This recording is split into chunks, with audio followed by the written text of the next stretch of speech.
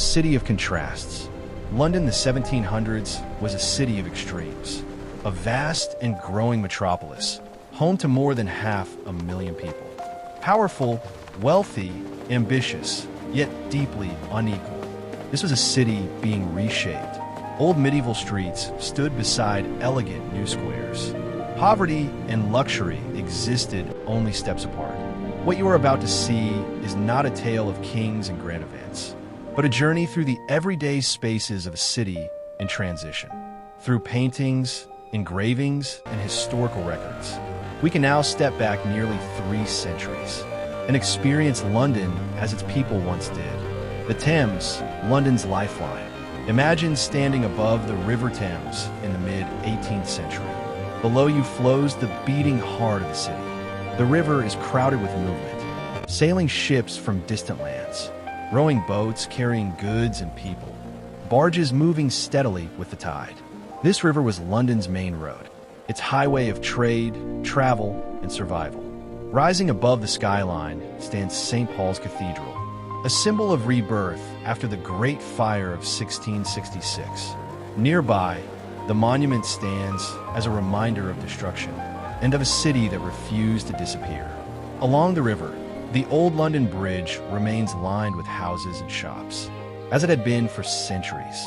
A living structure, dense and noisy, connecting the medieval past to a modern future. Greenwich, the gateway to the world. Now imagine yourself standing on a hill in Greenwich Park, looking northwest toward London. Below you lies the approach to the capital by sea. This was the first view many travelers saw after long journeys across the ocean. The Queen's House sits quietly between the grand buildings of Greenwich Hospital, completed as a home for retired naval seamen, men who had served Britain's growing empire on distant seas. This place would later become one of the most important points on Earth, the future home of the Prime Meridian, the line from which the world would measure time and space. But in the 1700s, it was simply a place to look out, to observe London rising as a maritime power. Leicester Square, fashion and art. Now we arrive at Leicester Square in the mid-1700s. Once farmland, now one of London's most fashionable addresses. Elegant townhouses surround Square. Carriages arrive and depart.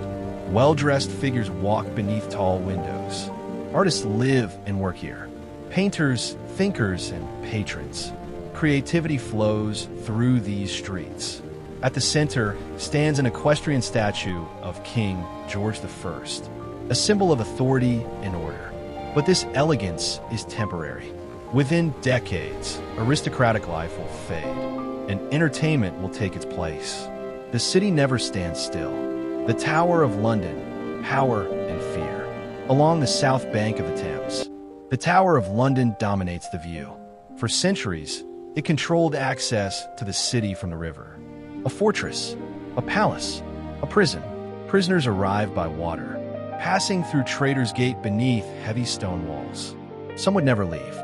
From royal barges to merchant ships, everything passed under the tower's watchful gaze.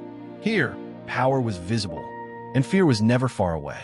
The Royal Exchange, a global marketplace. Now step into the courtyard of the Royal Exchange, a place where the world came to trade. Merchants gathered twice a day, their business marked by the ringing of a bell. Voices rise in many languages. Contracts are written.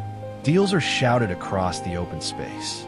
Maps, books, silks, and luxury goods fill the surrounding galleries. Insurance is negotiated. Fortunes are made and lost.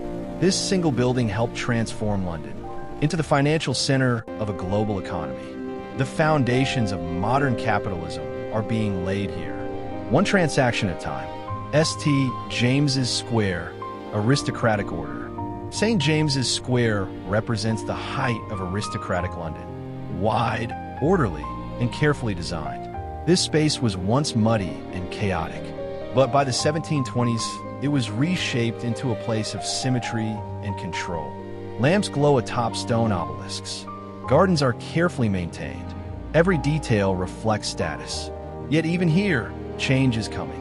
Residences will give way to clubs, institutions, and businesses. The city evolves quietly and relentlessly. Cheapside, the street of fortunes. Finally, we walk through Cheapside, one of London's busiest commercial streets. Here, merchants sell silks, spices, books, and jewelry. Shops line both sides of the street, some of the most expensive retail spaces in the world. Above the noise rises the steeple of St. Mary le Bell. Its bells define what it means to be a true Londoner. This street is not just commerce. It is ambition, opportunity, risk. This is where empires are built, not by kings, but by merchants. Closing, a city brought back to life. History has left us thousands of images like these, paintings and engravings frozen in time. Through them, we can glimpse the rhythm of everyday life. The movement, the ambition, the tension. London in the 1700s was not just a city. It was a living organism, always changing, always growing. And through these moments, we can step back into the past and see the world as it once was. Tell us in the comments, which city should we bring back to life next?